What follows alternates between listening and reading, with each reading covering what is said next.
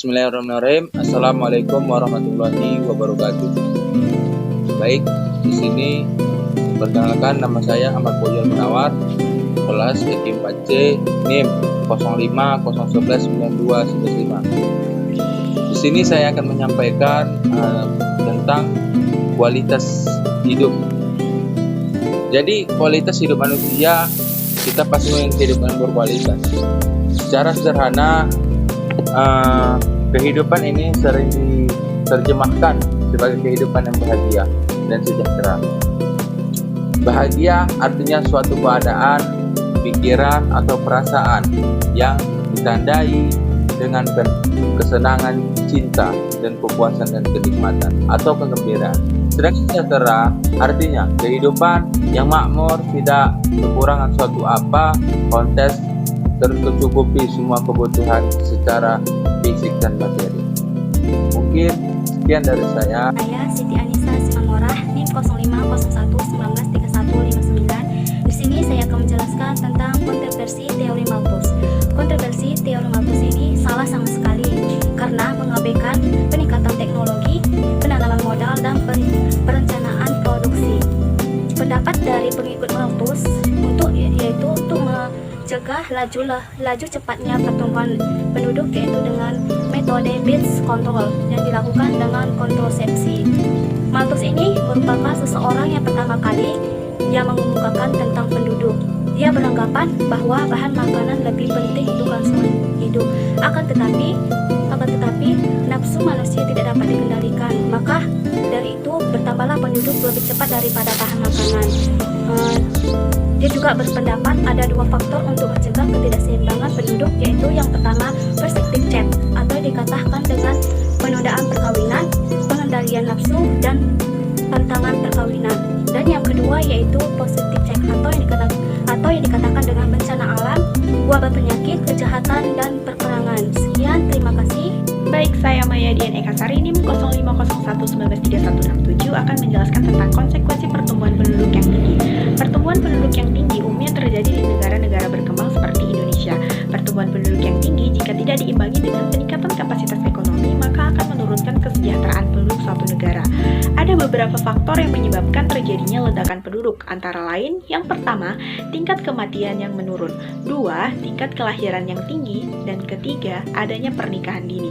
Ada beberapa dampak negatif yang timbul dari ledakan penduduk. Yang pertama, tingkat kemiskinan semakin meningkat karena pertumbuhan penduduk yang cepat tidak diimbangi oleh pertumbuhan ekonomi. Dua, kekurangan pangan. Ketiga, timbulnya permukiman atau daerah kumuh di perkotaan sebagai akibat mahalnya harga tanah dan rumah. Empat, pemerintah mengalami kesulitan menyediakan sarana kebutuhan masyarakat seperti pendidikan, kesehatan, dan perumahan karena lokasi yang sudah padat oleh pemukiman penduduk dan jumlah dana yang besar.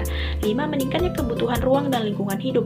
6. Tidak seimbangnya kebutuhan akan lapangan pekerjaan dengan pertumbuhan penduduk yang jika dibiarkan akan menyebabkan masalah sosial lainnya seperti kemiskinan, konflik antar penduduk. Kemudian yang terakhir, hal-hal yang bisa dilakukan untuk mengatasi ledakan penduduk. Yang pertama, melaksanakan program KB. Yang kedua, menggalakkan program transmigrasi.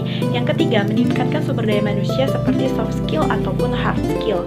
Dan yang terakhir, memperluas lapangan pekerjaan. Demikian, terima kasih. Aliza Lubis akan menjelaskan kebijakan untuk mengatasi permasalahan pertumbuhan perempuan. Ada 4 kebijakan. Yang pertama yaitu menggerakkan dan memberdayakan seluruh masyarakat dalam program KB dan kepentingan perempuan. Yang kedua, memperkuat SDM operasional program KB dan pemberdayaan perempuan. Yang ketiga, meningkatkan ketahanan dan kesejahteraan keluarga melalui pelayanan KB dan kegiatan pemberdayaan perempuan. Yang terakhir, yaitu pemberian kualitas dan kuantitas SDM, visi lingkungan, dan kualitas manajemen pengelolaan program KB dan pemberdayaan. Muhammad Yanab dengan NIM 0501193217. Di sini saya akan menjelaskan tentang kebijakan pengendalian KB atau keluarga berencana. KB merupakan program dari pemerintah untuk mencegah tidak terjadinya pembeludakan kelahiran, di mana KB itu cukup dengan 2 anak saja. Maka dari itu, apa saja sih kebijakan yang dilakukan oleh pemerintahan? Yang pertama, pemerintah melakukan sosialisasi, terus pemerintah melakukan pengguyuban atau door to door atau lewat TV atau lewat sosial media dan yang lainnya.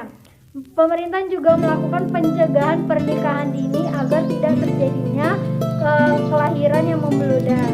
Dan selanjutnya itu pemerintahan melakukan kebijakan lainnya seperti umpamanya contohnya ketetapan atau ketentuan yang dituliskan oleh pemerintahan. Maka dari itu cukup dalam pencegahan anak yang banyak atau itu cukup menjadi kebijakan yang dilakukan pemerintah untuk kali. Sekian dari saya. Assalamualaikum warahmatullahi wabarakatuh.